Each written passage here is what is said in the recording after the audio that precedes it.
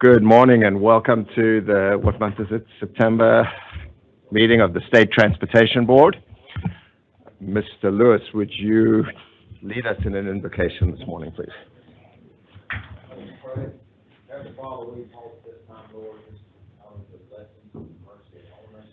Thank you for that, Lord, and we just ask you to blessings over this day, all the men and women that work with us, be with us now as we proceed in this meeting. We ask this in your name. Amen. Amen.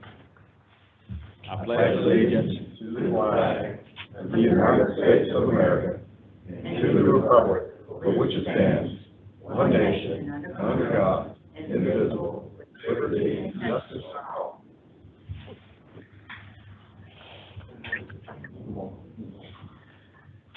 Kristen, would you do the roll call for us? Yes, sir. Start with Congressional District 1, Ms. Purcell. Present. 2, Mr. Floyd. Present. 3, Mr. McIntyre. Present. 4, Mr. Brown. Present. 5, Ms. Key. 6, Mr. Abel. 7, Mr. Bowen. Here. 8, Mr. Golden. 9, Ms. Dunn.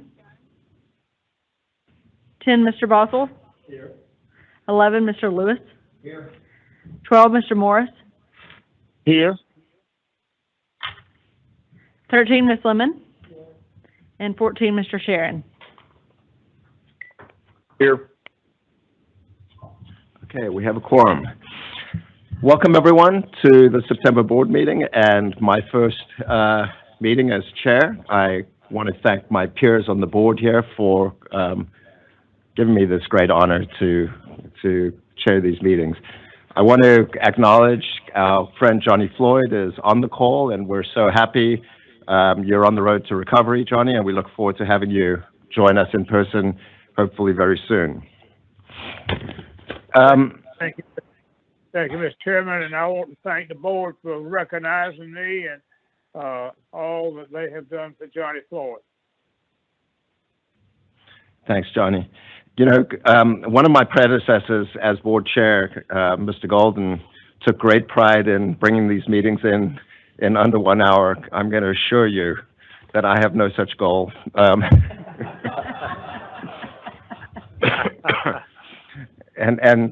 to prove that point, I'm going to do like a little David Letterman thing here. That is the 10 things I learned while at SASHTO. It's actually only 5 things, but, you know, top 10 is always a good thing. The first thing I learned is that Biloxi is actually a really lovely place, and Mississippians are lovely people, and all of us, I think, who were there had a really good time and enjoyed it. The second thing I learned while in Biloxi at SASHTO is that bridge fires in Georgia on our most congested highways has become such a normal thing that executive leadership of GDOT seems to just take it in stride. I was sitting at lunch on, I think it was Monday, when the fire on 285, when the collision happened on 285 at Ashford Dunwoody, and sitting across from me were Mark Mastrianardi and Meg Perkle, and I remember noticing Mark looking with just slight consternation at his cell phone, tapping Meg, showing her. She looked slightly concerned, and then the two of them went about the lunch and the conversation as if nothing had happened.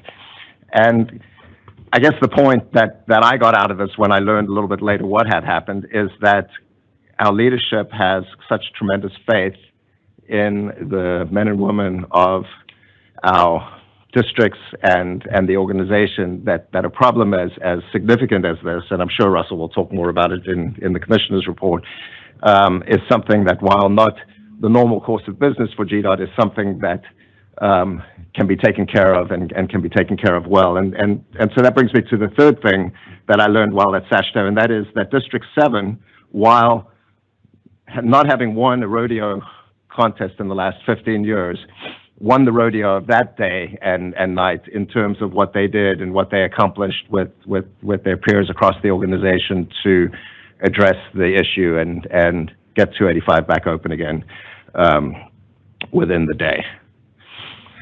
I also learned at SASHTO that there are some pretty darn good blackjack players in the GDOT organization. Okay, we won't talk about that one. Finally, I want to share that what I learned at SASHTO is something that I already knew, but just reinforced, and that is that Georgia has the best darn DOT in the South, probably in the entire country, and I'm just extremely proud to be amongst our peers on the board and the members of GDOT leadership in a setting where all of the state transportation agencies and their leadership are around, and just seeing and having such great confidence that we have such a terrific team here at the Georgia DOT. So thanks for indulging me on that that little segue that definitely takes us past the 1 hour mark. So let me move back to the agenda then and ask for the approval of the minutes from the August board meeting. Do I have a motion? So moved. And a second? Any comments? And then let's take a vote on that, on the approval of the board minutes. All in favor? That motion passes. That brings us then to a report on the October letting, and Albert Shelby, please join us at the podium. Okay, so good morning, Chairman Abel, Commissioner, and members of the board. I am here to present the projects the department is proposing to advertise for the October 2022 letting. Before we present October 2022, here are the FY 2023 results. We have led a total of 31 projects in fiscal year 2023. This chart shows the number of projects by improvement type. The value of these 31 projects is approximately $255.3 million through the August 2022 bid awards, and all are GDOT let. This chart shows the dollar amount distribution by improvement type, with maintenance, bridge, and road projects making up the bulk of these types. Here are the results of the August 2022 letting. Of the 12 GDOT let contracts presented to the board, 9 were awarded and 3 were rejected from the letting. Now I'm going to discuss the projects in the October 2022 letting. We have a total of 27 projects and all are GDOT let. These next 3 slides list those 27 projects arranged by congressional district.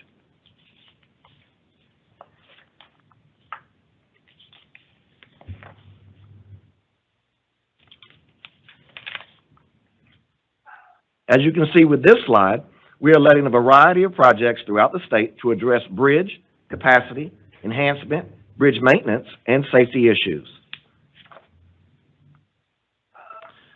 As you probably noticed in the projects list a few slides back, 21 of our projects are maintenance focused.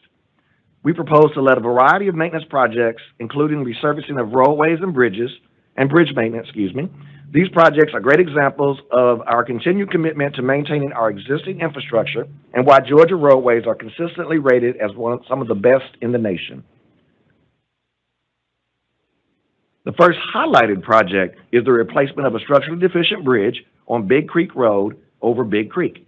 The existing bridge was actually constructed in 1959, 63 years ago. And here's a ground view of that bridge to be replaced. The next project will resurface State Route 35, which is also US 319, from the Colquitt County line to State Route 520 for 10.49 miles.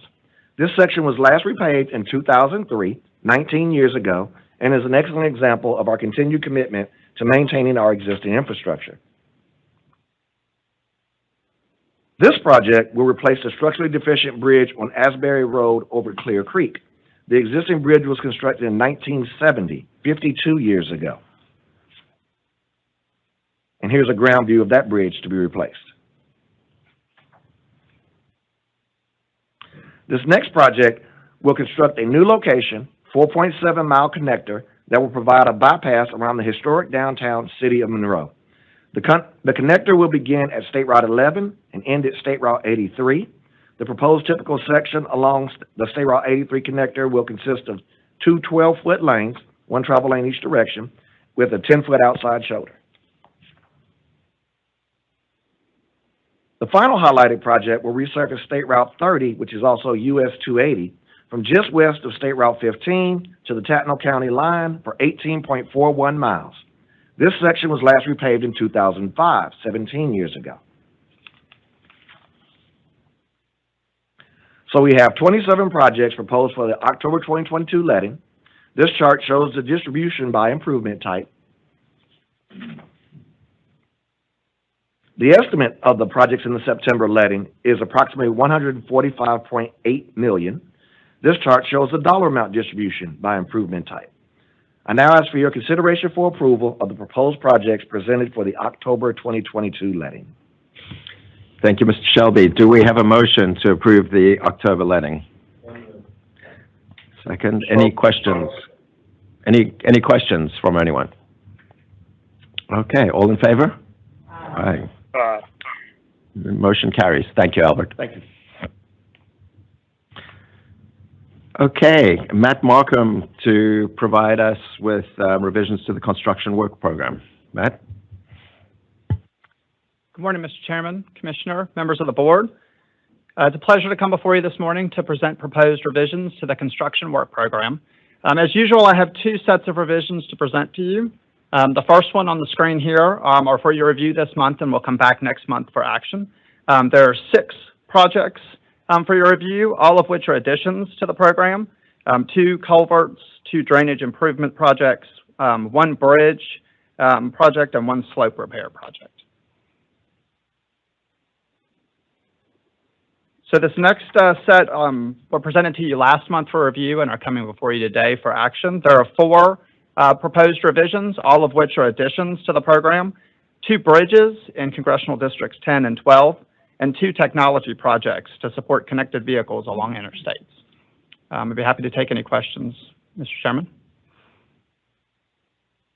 Are there any questions for Mr. Markham?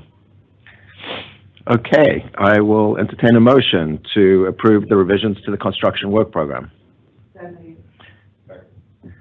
I'll give you one more chance to ask questions. None? Okay, all in favor of the motion? And the motion passes. Thank you, Matt. And now, Mr. Commissioner, it is time for your report. You really are. We're going to have to pump up these agendas.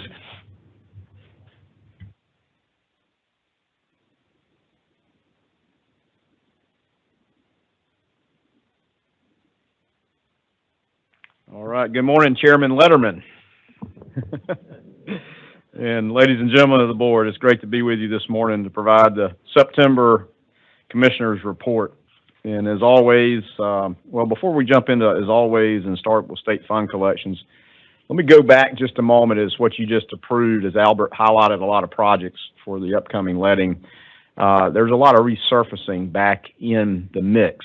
And I just want to call your attention to us trying to be strategic as we saw petroleum prices, which influence asphalt prices, had been on a steep incline over the last few months. And as you see today at the pump, the price of gas is coming down and petroleum is coming down. So we were a little strategic working with our highway contractors to delay several of our resurfacing projects and program for a month or 2. And so hopefully we'll see better bids because of the tie to liquid asphalt is tied to the barrel of oil. So hopefully strategically we're making best use of our dollars without stacking up so many projects that it becomes overwhelming to deliver projects. And while we have a beautiful blue sky daylight today, hopefully contractors can get out there and get a lot of the work done by the calendar year or certainly into next spring. So again, a little strategy there. Just wanted to highlight again, that was one of the big discussions at SASHTO, was the inflationary pricing that everybody's seeing across the nation and what it's doing to drive up cost with limited resources. So anyway, that's our strategy. We'll see how it pans out, and certainly want to do the best we can with the taxpayers' dollars and make them go as absolutely far as we can. So that brings me into state fund collections then. For the August Funds collections, $22.06 million. Basically, 21.4 of those are transportation fees, and excise was about 680,000, and that's due to audit collections and audited collections through the Department of Revenue. The motor fuel excise tax exemption, the governor extended that through October 12th right now, so that still is in effect. So that brings fiscal year to date collections to right at $45 million, with most all of that being transportation fees. So that's our status. Speaking of funding, let me also call your attention to a great job we did in securing additional federal funding. I just talked about increased cost that everybody's seeing, but Federal Highway in August has a process called redistribution, and redistribution basically is where Federal Highway looks at the expenditure of federal dollars through the federal fiscal year up to a point in time, generally right before August, and they see how much of those dollars are being obligated or committed by the states. And due to a myriad of reasons that are very complicated, I won't go into, they had a pretty robust number to find states that could receive additional federal funds. So we received a little over $200 million, I think $208 million of $6 billion out totally for all the states to basically get redistributed. So this really great story. So that was a historic high. We generally hover around $100 million in redistribution each year. And part of that strategy too, talking about being strategic, is we align our federal budget with our state budget year. So we're always trying to spend the federal dollars as fast as we can because of these opportunities that come along. So it's really great news, and those dollars certainly will help us in this increased cost of construction commodities, materials, and contracts that we're seeing today. So that's great news. I want to commend Angela Whitworth and Angie Robinson over in financial management of a great job they do of managing the books on the federal side. It is a big bunch of work, and I've given you the elevator speech. It's about as simple as I can. It's a very complex process, and I was just at a conference recently, and nobody has a good elevator speech because of the complexity of this. It's just know that there's a lot of work behind the scenes to achieve that. So super excited about that. Good. That's certainly good news. Let me move now to our employment data. 3,634 full-time staff. Last month, we hired 66 new employees and had 49 separate. Yesterday, you heard from Troy Pittman in District 5 about the work that they were doing, again, through virtual job fairs and in concert with our HR department, that are now, we're able to onboard more people quicker than we ever have. And so that's exciting as we continue to try to build our head count back to a sustainable level. In procurement, last month, 145 contracts were executed, valued at $59 million for engineering, right-of-way, geotechnical, and related awards. That brings our fiscal year to date to 374 contracts have been executed, totaling $214 million. So that's the update from August information. Let's move forward to projects open to traffic since the last time we were together. We'll start in Congressional District 1 in Chatham County, which is District 5, and you heard this from Troy yesterday. The project was the widening and reconstruction and new location of Jimmy DeLoach Parkway, which included construction of 6 bridges and 2 interstate roundabouts that Troy bragged about, and those were great pictures he had yesterday of those, and a great job of them adding that at the last minute and getting it incorporated into the project. Contractor was Balfour Beatty Infrastructure, opened to traffic on August 25th. Last month. It represents an investment of about $64 million that Troy highlighted. We had a recent ribbon cutting on that project with Board Member Ann Purcell, GDOT's Planning Director Janine Miller. The Governor's office was represented by Deputy Chief of Staff Burt Brantley, also Griff Lynch of the GPA, and members of the Deloach family. As you can see in the pictures, members of the Deloach family was there for the namesake of the Jimmy Deloach Parkway. This is a critical freight and logistics corridor as part of our infrastructure linking I-16 now across I-95 directly to the gate, the main gate at the port. So we have a corridor, 4-lane corridor that connects right out of the gate from the port, connects you to I-95, and now radiates over to I-16. Even though we're rebuilding I-16, I-95, as you saw yesterday too, this provides another opportunity that trucks don't have to go through that busy intersection as freight continues to grow. So this was a great day, long time in coming, a very critical project for our freight and logistics industry that serve all of Georgia and parts beyond. The next project is in Congressional District 10 in Walton County, which is up in GDOT District 1. It's a bridge replacement of Jacks Creek Road over Jacks Creek. Contractor is E.R. Snell Contractors. Opened to traffic on August 26. It represents a $1.9 million investment, and this project was opened ahead of schedule. And there's a picture of, again, a county road investment of strengthening and replacing bridges and upgrading bridges as we continue to do. Moving to our next project in Congressional District 12 in Lawrence County, which is GDOT District 2. This project is construction of bridges on State Route 29 over Pews Creek. Contractor was Southern Creek Construction Company. Opened up on August 1st. You can still see they hadn't got the crane out of there, but we're ready to get it open. So that was opened on August 1st, as I said, represents a $6.1 million capital bridge replacement value. Moving now to Congressional District 14, Dade and Walkers counties up in GDOT District 6. This is a major resurfacing project on State Route 157 and State Route 189. Contractor was Northwest Georgia Paving Company. Finished up and was open on August 5th. It represents a $2.7 million investment of capital maintenance in that corridor. Again, state of good repair updates. Now, since we were together last time, I'd like to update you on honors, achievements, and recognitions that have happened. And this one, as Chairman Abel had talked about SASTO, earlier this month, we had SASTO in Biloxi, and we're very excited that GDOT earned a regional award. I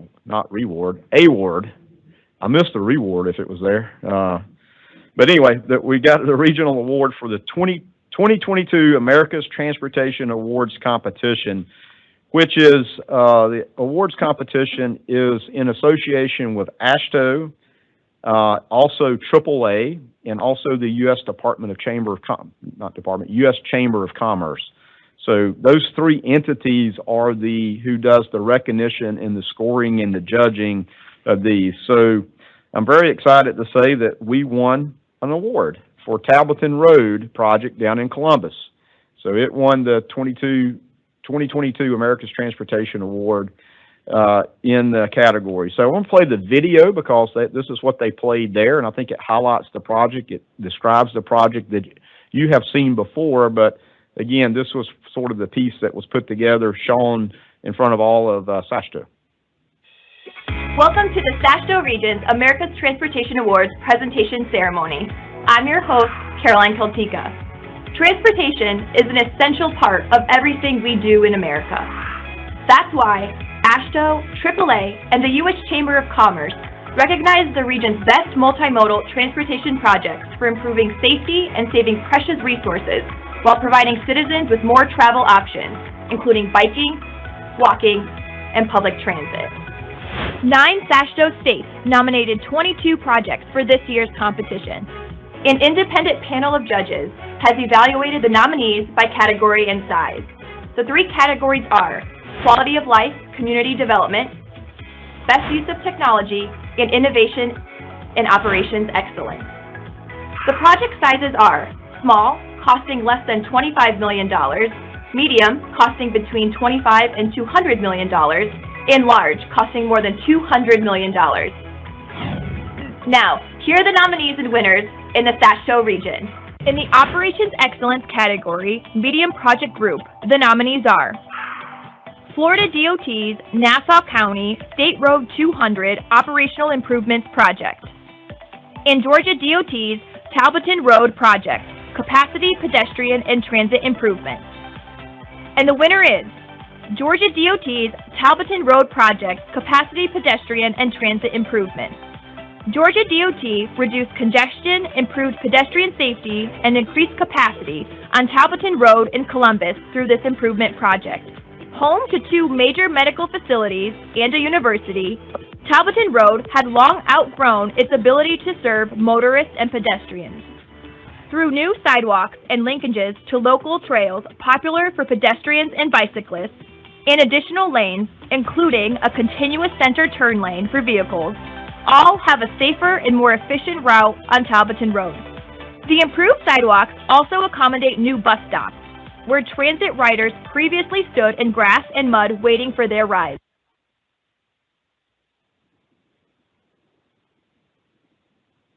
All right, very proud of that.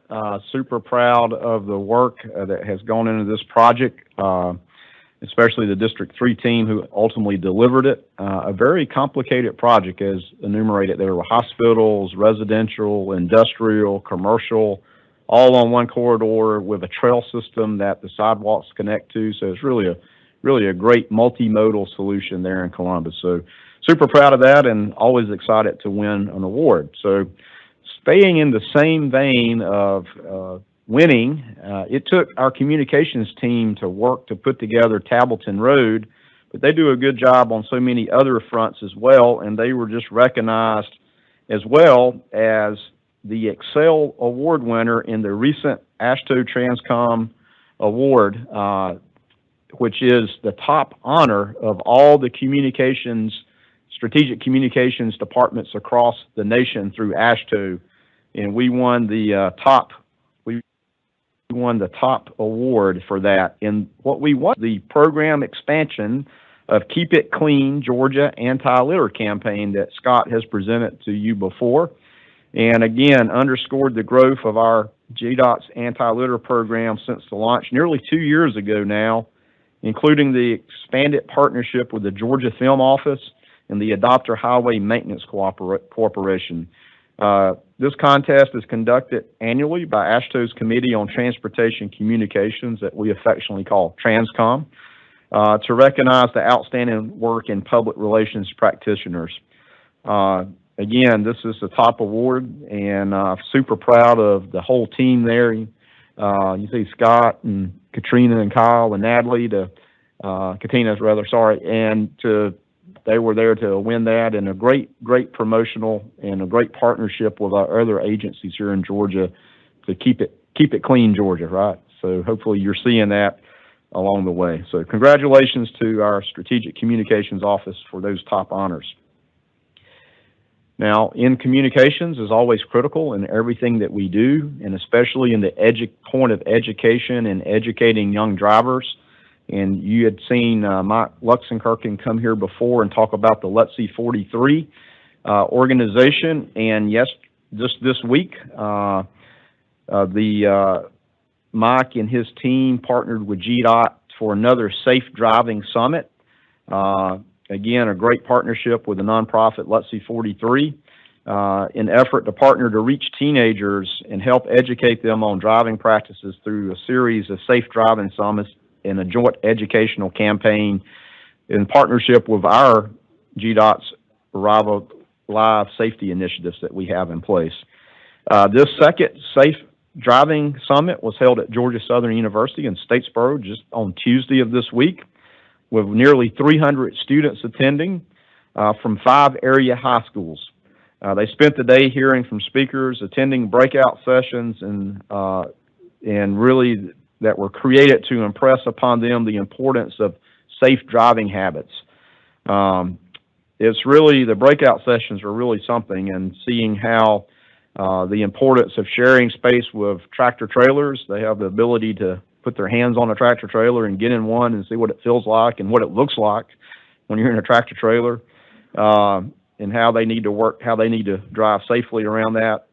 They also learned what happens in a trauma room or ER or an ICU. And this is pretty graphic. This is real simulations of what goes on when ER doctors have to deal with people that are in auto accidents. And so a little bit of that old scared straight kind of mentality of you see what the realities are for bad driving decisions. And also they learned about car insurance and why they need it and what it does. Very fortunate to have Ann Purcell here, provide open remarks at the event, and Ann was instrumental in coordinating the event with the Let's See 43 Foundation. And so special thanks again to Georgia Southern for partnering and making the space available with us. And now let me highlight a couple of video sort of highlighting the day, because that's much better than my explanation, I'm sure.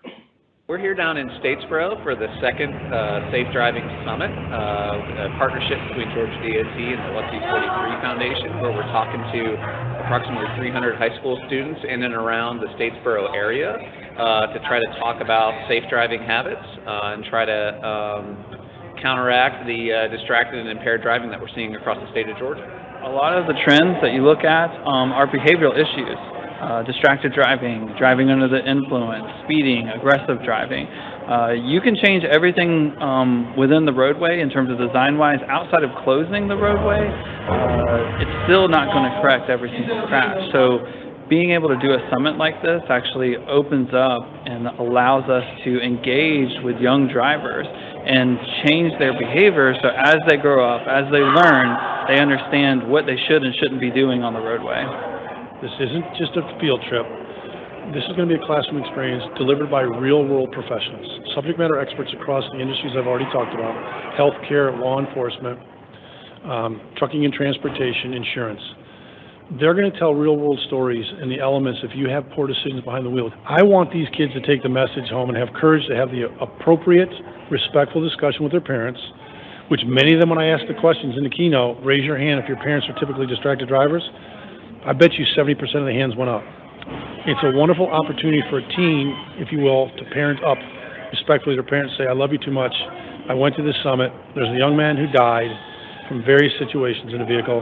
Mom and Dad, I got to have you stop being a distracted driver. The big part is just education, just getting educated on, not just from our side, the law enforcement side. Of course, we're going to talk to you about, different laws, different infractions we have and all that. But it's just one of those things that when you hear Mike talking stage about his son, situations like that kind of hit home, because, we all have family members like that, and some people had family members killed in situations kind of similar. So I think it's just one of those things that, just sitting up here listening to that and, going through, seeing the breakout session is very impactful. And as a parent, I have a very, very small child. I would want him to attend something like this, just be able to hear from all the sides of it. So, and it didn't seem like, that the kids were being talked to.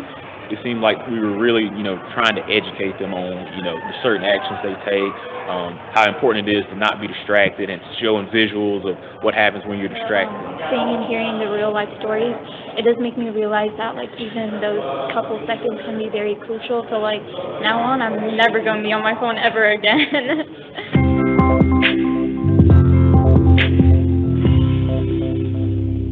Again, a really, really great outcome, and great job by Andrew and Sam Harris and everybody, all our staff to participate and to pull this together. And Ann, I just would open it to you if you had any thoughts or comments from your being able to experience the Safe Driving Summit. Yes, I do. I want to say thank you for GDOT's partnership in this Safe Driving Summit that was held. It was an eye-opener. I think those 300 students that were able to attend from the high schools around in the area, I think they came over initially thinking, this is going to be a day I'm out of class. But it wasn't. It was a day that it was filled up the whole time they were there with the actual things that were happening. When the crash scene was shown on the screen, there was totally silence that you could hear a pin drop in that room. To hear Mike talk about his son and Mike's family being there was very touching to every one of them. As you heard the student from Richmond Hill High School She said, I don't think I'm gonna ever pick up my phone when I get in a car and drive again. And that's the purpose. If we can save one life by doing these summits, I think it's a very positive thing. I think the story was certainly told throughout this video. I want to thank GDOT. Our presence was quite noticed, as well as with the Lucid 43 Foundation, and with all of the partnerships that were shown throughout the state. I've already had phone calls from various locations saying, we've heard about this Safe Driving Summit. Can you tell us a little bit more? Folks, this is what it's all about. You know, we have been, a priority of ours in GDOT is safety. This is certainly one way that we've been able to get the message out. Thank you for letting me make those remarks. And thank you for attending. It is the LUTC's 43 organization is trying to expand across the state to have more of these, and Mike's very active in reaching out, and so hopefully you'll hear more about more of these across the entire state coming up. So you do have to have a pretty big facility, and you got to have a facility that you can put a tractor trailer in and school buses and park people. So it's a great opportunity, but it's nice to be able to get 300 to 400 or 500 kids at one time to an event like that. Okay, let me move way away from safety and talk about the Joint Study Committee on Electrification of Transportation. To update you, there's been 2 meetings. This is House and Senate Joint Study Committee, including 3 members that are not elected, the Commissioner of Economic Development and the Chair of the Public Service Commission and myself. And so we've had 2 meetings. The first was in Atlanta on August 24th. The second was up in Young Harris on September 7th. The first meeting was really an overview to sort of set the table about what's going on as it relates to EVs. Janine Miller did a great job in highlighting our recently submitted plan to Federal Highway that was required nationally. Also had McKinsey provide a market analysis survey detailing the basically consumer interest and the current and future state of what EV purchases may be for the nation.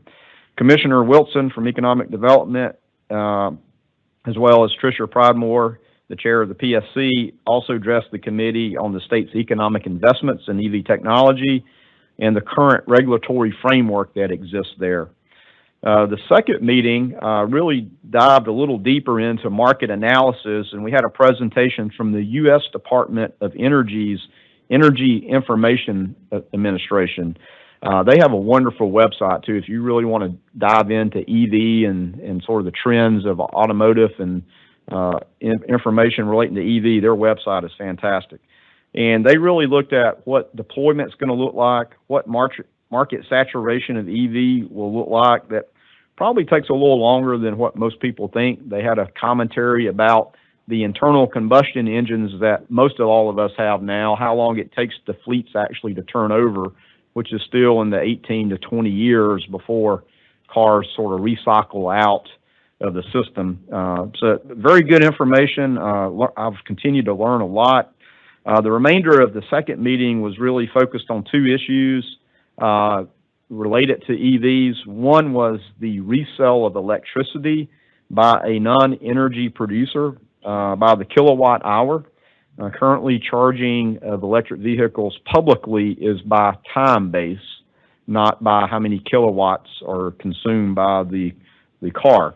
The other item was the ability of manufacturers to sell directly rather than selling through a dealership. And so both sides of that conversation were heard by the committee of people advocating for direct sales, and then dealerships obviously have a different opinion of that. So the committee heard those. Presentations, these 2 issues were by the Georgia Association of Convenience Stores, the Charge Ahead Partnership, Travel Centers of the USA, Georgia Power, the Georgia EMCs, Electric Cities of Georgia, Kia, Rivian, and the Electrification Coalition, and the Alliance of Automotive Innovation, and the Georgia Automobile Dealers Association. So it was a robust, full day of committee meetings, but very, very good information. and the next meeting is scheduled for October 3rd. And I believe, I'm going to shoot from the hip, I believe that is at Kia, and I may be wrong. So again, great information. And as Janine and Mark Smith presented the NEVI plan to you guys a month or so ago, I've lost track of time, maybe last month.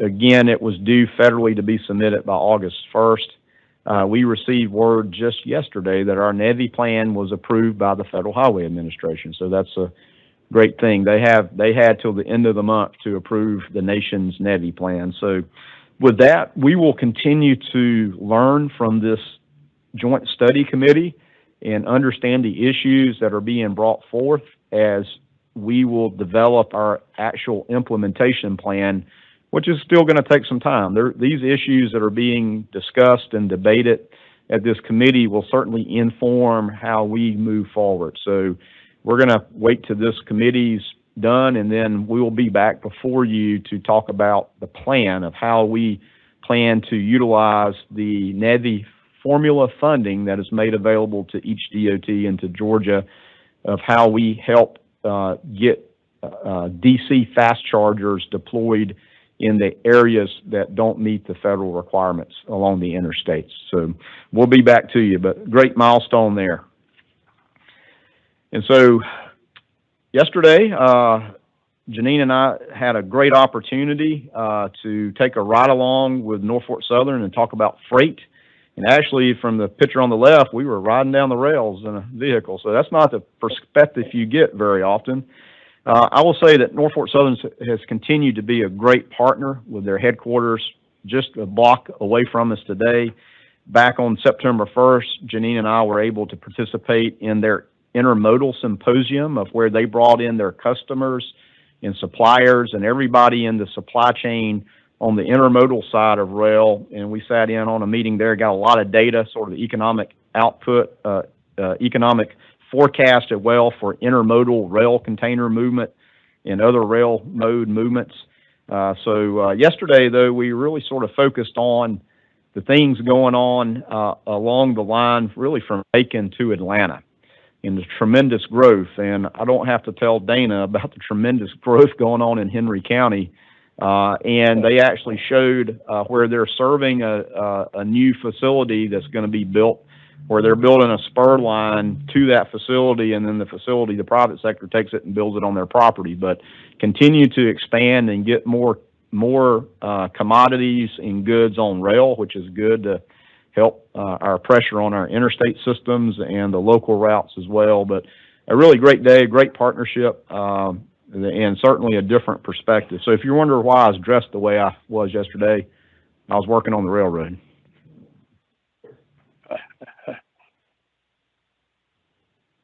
So, issue of the challenges we're having with them blocking the crossings come up at all? Yes, and that was block crossings. I dare say that every one of you in your district has an issue with a block crossing. What we learned is trains traditionally have been about a mile long. They're pretty much going to 2 miles now. If they're not 2 miles now, they may go up to closer to 3 miles in the future, but they're getting to the point where they can't really get any longer than that. But that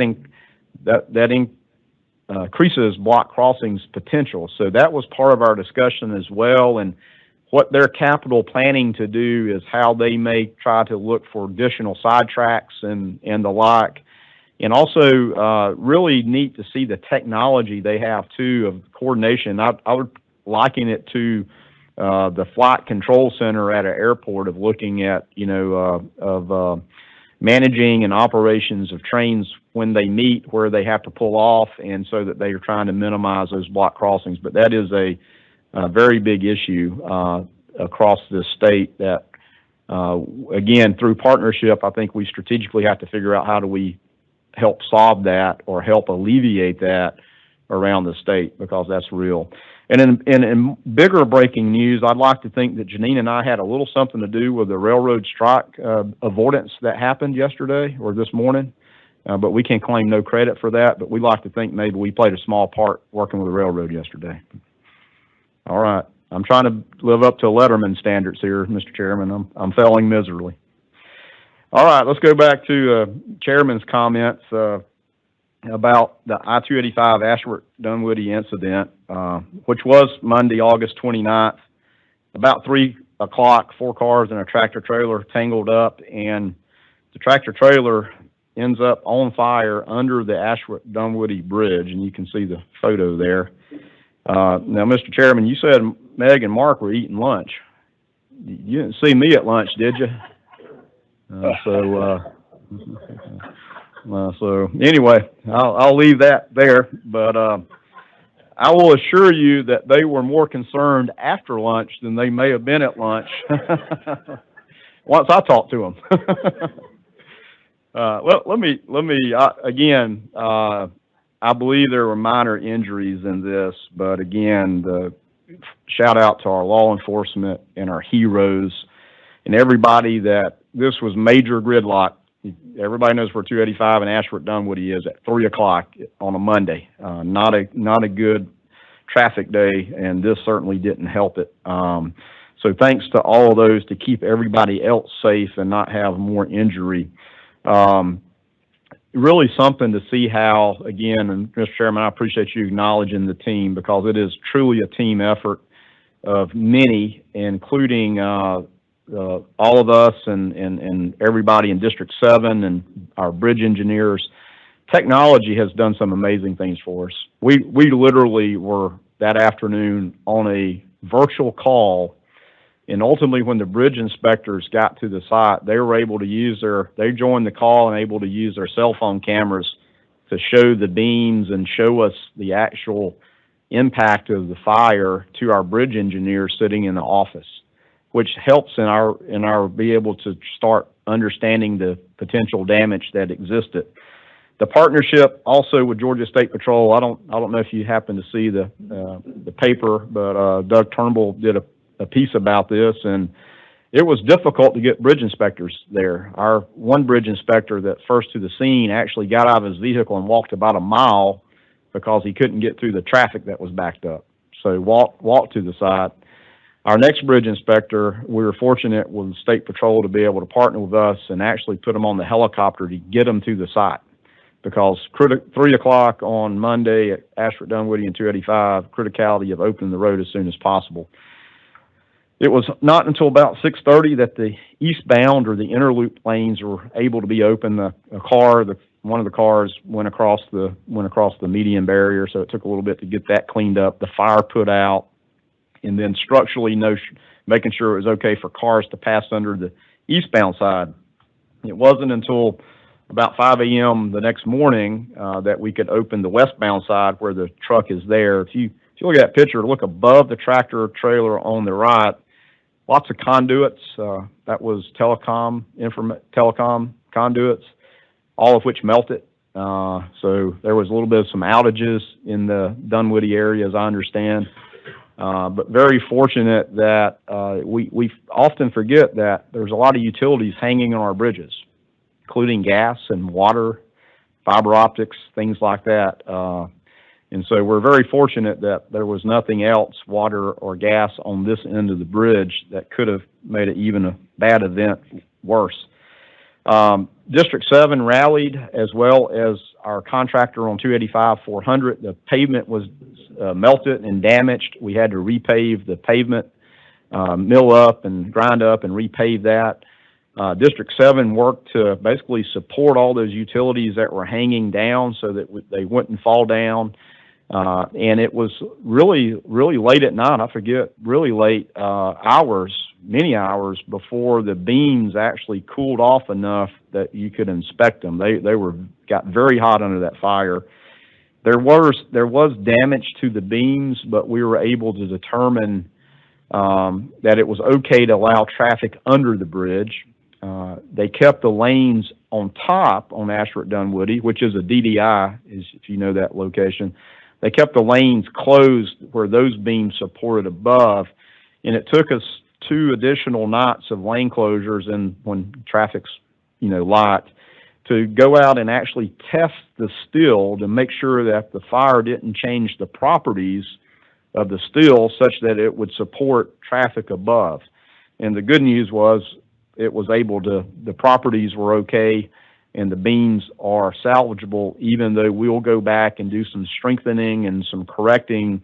They got a little bit warped, but it was certainly safe to open on traffic. But for our long-term performance, we'll go back and do some modifications to improve those beams. So anyway, again, hats off to law enforcement, first responders. It is a tricky area.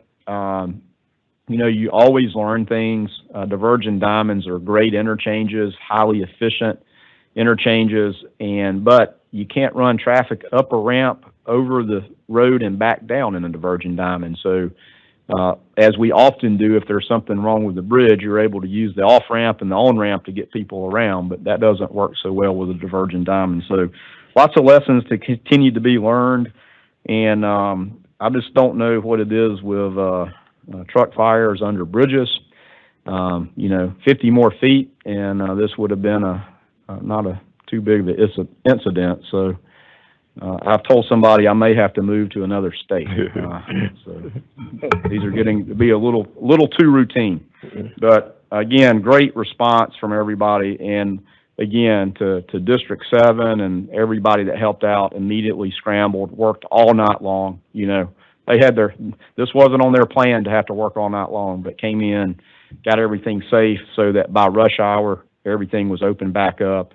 But again, the dedication and commitment is just unparalleled, which leads me to the last issue. Sometimes we have fire and you need some water, and sometimes we have too much water. Just a quick question. Yes, sir. I just want to ask one quick question. What was the cause of the accident?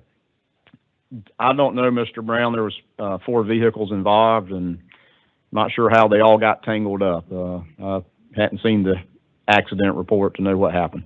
Okay. All right. Thanks. Mm-hmm. Here's another picture. You can see, I mentioned the plywood, you can see is going up, and paving going on to mill up the pavement. But that's a good picture in the middle. See all those tops? Those are conduits that are utility conduits of some form or fashion. That again, our bridges are great ways to get across the interstates, and we have a lot of utilities on our bridges. As I said, sometimes you have fire and you need some water, and sometimes you got too much water. And tragically, on September 4th, Northwest Georgia had some extreme rainfall and flash flooding. The intensity of rainfall was just amazing. Basically, it's been estimated it was like a 1 in 1,000 year rainfall event in parts of Chattooga and Floyd counties, getting about 13 inches of rain in a very short period of time. And once again, the women and men of GDOT rose to the occasion in providing assistance. Over the course of 5 days, our efforts have involved 107 employees. The governor did issue a state of emergency for this. 107 employees, including our strike teams, to do the initial look and trying to help get roads open. We had state maintenance crews, of course, out of District 6 and District 1. We had our bridge inspectors that basically inspected every bridge they had in Chattooga County. We have our damage assessment teams, and so 104 pieces of equipment has been utilized, inspected 57 bridges. Damage estimates and repaired have been made on 33 roads, on local roads, debris and mud removal kind of things going on, pipe replacements. You can see for these pictures, pipes washed out, roads washed out. So far, materials used, we've used about 40 yards of concrete, over 300 tons of asphalt we've placed, 180 tons of graded aggregate base, 640 tons of riprap to restabilize the ends of drainage structures and bridges, and hauled about 376 tons of fill material, dirt, if you will, to backfill and to do everything. Also, we fulfilled resource requests. The first one was that we moved barricades and water. As you've seen on the news, that Chattooga County had been out of water. So that was the first thing we did, was haul water to the sites to support GEMA, who is the lead in these type of events. Again, sometimes tragic events, but always proud to see how our GDOT team responds. Grant Waldrop and his team have done a fantastic job. again, support from District 1 to come in to try to knock this out, and I understand that we may be done by the end of this week. So that is fantastic news, and to try to get Chattooga residents back to a little bit of normalcy in life. I do believe I understood that water may be back on, which is certainly a big accomplishment in that fact. So, Mr. Chairman, that concludes my report. I've got 5 minutes of stand-up comedy if you'd like me to stretch, but for that hour plus, but other than that, I'll be glad to take any questions or comments. Mr. Lewis.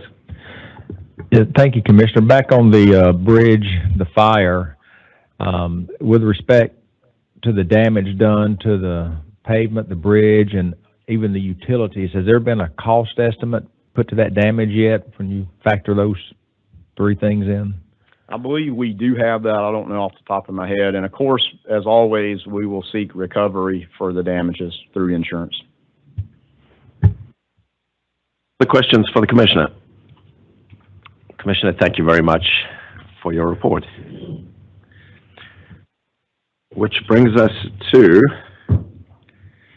our board committee reports. So let's begin with the Program Delivery Committee. Jamie Boswell, where are you? There you go. Delivery Committee meeting on September 14th, 1:30 p.m. Board members present included myself, Ann Purcell, Jeff Lewis, Kevin Abel, Robert Brown, Johnny Floyd, Stacy Key, Rudy Boyne, and Jerry Sharon. In the Program Delivery Committee, the SR 316 corridor was discussed with Albert Shelby describing the projects built, in construction, or active in design bid build engineering, and Andrew Honig describing the design build bundles that would be advertised. No actions were taken during this committee. This concludes my report. Well, thank you. And that brings us to the Statewide Transportation Planning, Strategic Planning Committee. Jeff Lewis. Thank you, Mr. Chairman. The Statewide Transportation Planning, Strategic Planning Committee convened on September 14, 2022 at 2 p.m.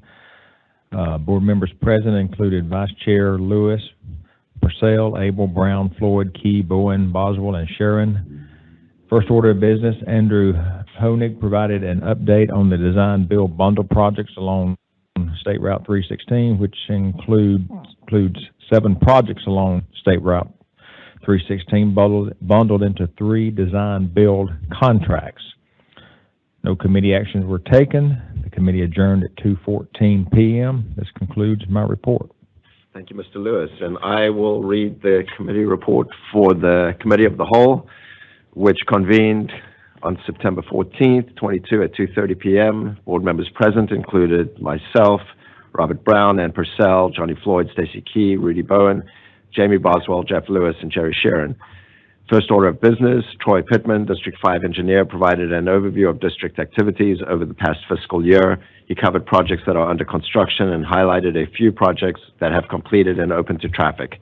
He then gave a look ahead for fiscal year 23, highlighting some of the major projects planning to open to traffic and to be led to construction. No actions were taken during this committee, and there being no further business, I adjourned the meeting at 2:53 p.m., and this concludes my report. And this brings us to new business. Is there any new business for consideration? Sure. Okay, well then we are adjourned. Thank you, everyone.